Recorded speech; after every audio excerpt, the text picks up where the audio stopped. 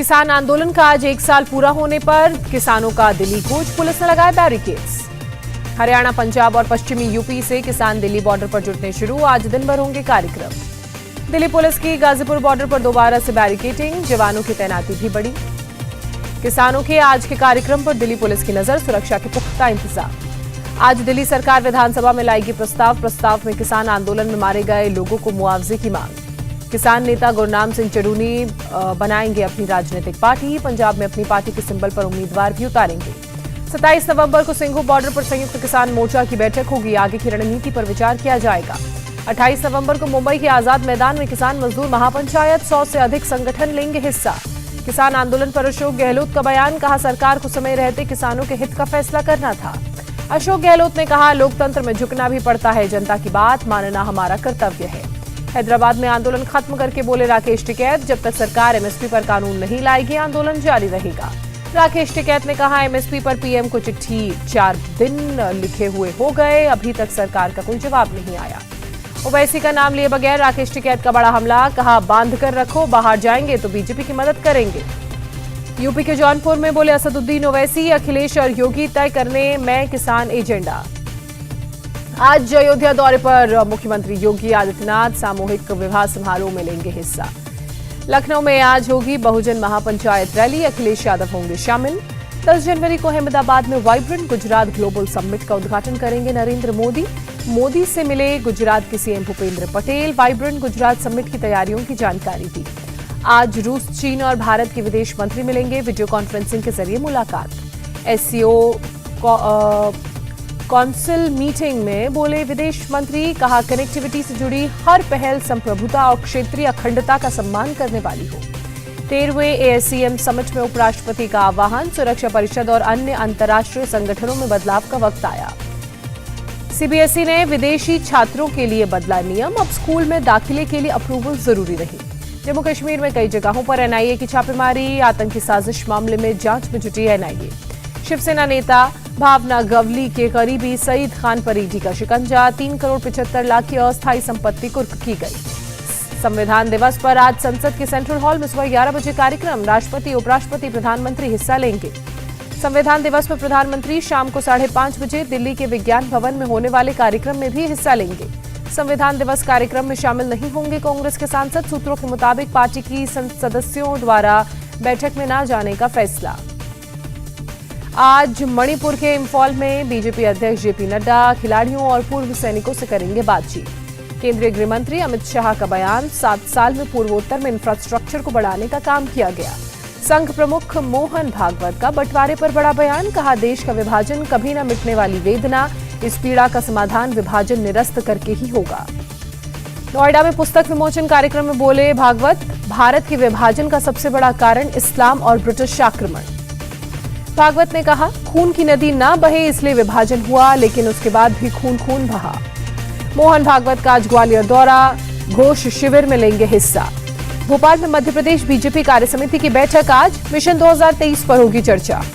त्रिपुरा नगर निकाय चुनावों के दौरान हिंसा फैलाने के आरोप में 98 लोग गिरफ्तार, टीएमसी, सीपीएम, बीजेपी के कार्यकर्ता शामिल। जैसलमेर में सेना का युद्धाभ्यास दक्षिण शक्ति आज होगा खत्म, एयरफोर्स भी ले रही है हिस्सा। गुरुवार को सेना प्रमुख मनोज मुकुंद नरवणे पहुंचे जैसलमेर, युद्धाभ्यास का जायजा लिया। मिलिट्री ड्रिल में पहली बार स्पेस टेक्नोलॉजी और आर्टिफिशियल इंटेलिजेंस का भी इस्तेमाल। झारखंड एटीएस को बड़ी कामयाबी, नक्सलियों और अपराधियों को हथियार की सप्लाई करने वाले गैंग का पर्दाफाश किया। बिहार, महाराष्ट्र, पंजाब, राजस्थान और मध्य प्रदेश के कई ठिकानों पर छापेमारी के बाद 5 लोगों को मामले में गिरफ्तार किया। झारखंड एटीएस ने अब तक 9 लोगों को पकड़ा, गिरफ्तार लोगों में बीएसएफ का एक जवान और एक रिटायर्ड जवान भी शामिल। उड़ीसा के मयूरभंज में विजिलेंस ने जूनियर इंजीनियर के घर पर छापेमारी की। आय से अधिक संपत्ति रखने के मामले में कार्रवाई की गई, 13 लाख नकद और दूसरी संपत्ति जब्त की गई। रांची में पेट्रोल डीजल की कीमत में वैट कम करने की मांग को लेकर पेट्रोल पंप पर हस्ताक्षर अभियान, सरकार से जनता का राहत देने की मांग। कांग्रेस छोड़ने के बाद कैप्टन अमरिंदर सिंह को झटका, पटियाला के मेयर चुनाव में कैप्टन समर्थक उम्मीदवार की हार। मोहाली में टीचर्स का प्रदर्शन, पुलिस ने किया वाटर कैनन का इस्तेमाल। महिला टीचर्स का आरोप, पुलिस ने गलत व्यवहार किया, कपड़े फाड़े। टीचर की पक्की नौकरी की मांग, सीएम चन्नी के आवास को घेरना चाहते थे। सीएम चन्नी का मोगा में विरोध, टीचर्स और स्टूडेंट्स ने दिखाए काले झंडे। चन्नी का फिरोजपुर में भी विरोध। जैसे ही मुख्यमंत्री मंच पर बोलने के लिए आए, वैसे ही टीचर्स ने मुर्दाबाद के नारे लगाए। हरियाणा विधानसभा का शीतकालीन सत्र 17 दिसंबर से शुरू होकर 21 दिसंबर तक चलेगा। बिहार विधान परिषद में नेशनल ई विधान एप्लीकेशन का उद्घाटन। विधान परिषद के कार्यकारी सभापति समेत कई मंत्री मौजूद रहे। दिल्ली में केंद्रीय मंत्री गजेंद्र सिंह शेखावत ने रिवर सिटीज अलायंस पहल का शुभारंभ किया। 30 शहर को नदी प्रबंधन से जोड़ेंगे। गजेंद्र सिंह शेखावत ने कहा, ये उत्तरदायित्व के भाव को आगे बढ़ाने वाली पहल है। हरियाणा की यमुनानगर में कबाड़ की दुकान में लगी आग, हादसे में 4 लोगों की मौत। तमिलनाडु के रामेश्वरम में हुई बारिश, सड़कों पर जलभराव से लोगों को हुई परेशानी। तमिलनाडु की मदुरई में भी बारिश की वजह से कई जगहों पर जलभराव, आने जाने वाले लोगों को हुई परेशानी। केरल के तिरुवनंतपुरम में कई हिस्सों में हुई बारिश, यातायात हुआ प्रभावित। दक्षिण अफ्रीका में मल्टीपल म्यूटेशन वाला कोरोना वेरिएंट मिला, B11529 नाम दिया गया। वैज्ञानिकों ने इसे वेरिएंट ऑफ कंसर्न बताया। WHO की इमरजेंसी मीटिंग बुलाने की मांग। दक्षिण अफ्रीका में कोरोना के नए मरीज की बढ़ती संख्या की वजह बड़ी मल्टीपल म्यूटेशन वाला वेरिएंट। दक्षिण अफ्रीका से बोत्सवाना और हांगकांग पहुंचे नागरिकों में भी नए वेरिएंट के संक्रमण जैसे लक्षण मिले। कोरोना के नए वेरिएंट को देखते हुए केंद्र सरकार की राज्यों को चिट्ठी। दक्षिण अफ्रीका, हांगकांग से आने वाले लोगों की स्क्रीनिंग की जाए। देश में कोविड वैक्सीनेशन का आंकड़ा 120 करोड़ के पार। कल शाम 7 बजे तक 74 लाख से ज्यादा डोजेज लगाए गए। देश में कोरोना के नए मामलों की संख्या फिर 10,000 से कम हुई। पिछले 24 घंटे में 396 लोगों ने जान गंवाई। डेल्टा प्लस के खिलाफ 65% तक प्रभावी है कोवैक्सीन। तीसरे फेज के क्लिनिकल ट्रायल से खुलासा। देहरादून में 11 IFS अफसरों में कोरोना की पुष्टि। तिब्बती कॉलोनी में 6 लोगों को हुआ कोरोना। कर्नाटक के SDM मेडिकल कॉलेज में 66 छात्र कोरोना पॉजिटिव। प्रशासन ने 2 हॉस्टल सील किए। उड़ीसा मेडिकल कॉलेज के 54 छात्र कोरोना पॉजिटिव। संक्रमित छात्रों को कोविड यूनिट में रखा गया। केरल में कोरोना के 5,987 नए मामले, 24 घंटे में 56 लोगों की मौत। दिल्ली में कोरोना के 30 नए मामले, 24 घंटे में एक भी मौत नहीं। असम में बीते 24 घंटे में कोरोना के 142 नए मामले सामने आए, 245 लोग रिकवर, 5 लोगों की मौत। महाराष्ट्र में कोरोना के 848 मामले, एक दिन में 50 की मौत। महाराष्ट्र में 1 दिसंबर से स्कूलों को फिर से खोला जाएगा। ग्रामीण इलाकों में 1 से 4 और शहरों में 1 से लेकर 7वीं तक के स्कूल खुलेंगे।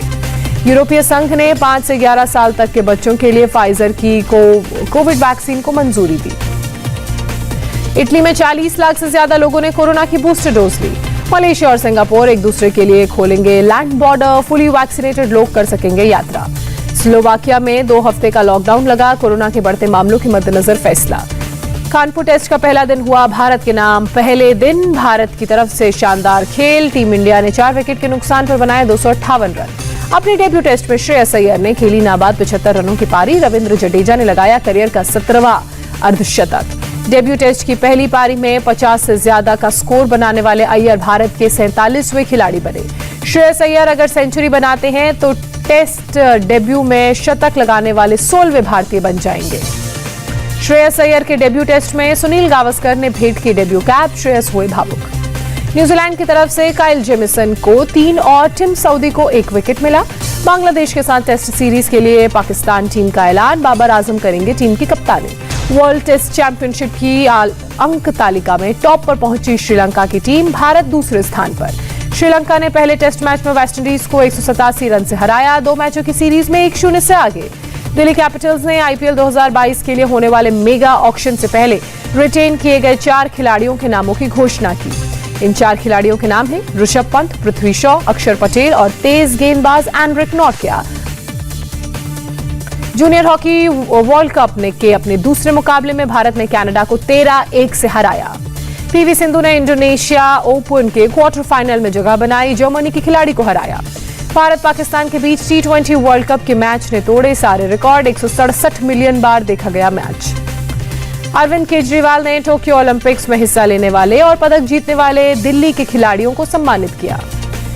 केजरीवाल ने कहा, बेहद खुशी का दिन है। दिल्ली के लोगों को अपने बच्चों पर गर्व है। सऊदी अरब के अहमद नासिर अल रईसी होंगे इंटरपोल के प्रेसिडेंट। चेक रिपब्लिक के कर्नल सेकरा को उन्होंने हराया। 4 साल का होगा अहमद नासिर अल रईसी का कार्यकाल। पहली बार मिडिल ईस्ट से इंटरपोल के पहले प्रेसिडेंट चुने गए। सीबीआई के special director Praveen Sinha Interpol के एग्जीक्यूटिव कमेटी में शामिल, एशिया का करेंगे प्रतिनिधित्व। अमेरिका में होने वाले 110 देशों के लोकतंत्र शिखर सम्मेलन में ताइवान को बुलाने पर भड़का चीन, कहा अमेरिका कर रहा है गलती। अमेरिका ने सुरक्षा को देखते हुए 27 विदेशी कंपनियों को किया ब्लैकलिस्ट, चीन की 12 कंपनियां शामिल। और स्पेन में 2 महीने में ला पाल्मा ज्वालामुखी लगातार उगल रहा है आग। तस्वीर आई सामने, क्रेटर में विस्फोट की दिखी तस्वीर। इंडिया टीवी हर वक्त हर जगह डाउनलोड करने के लिए सर्च करें India TV news Google play store या ऐप स्टोर पर।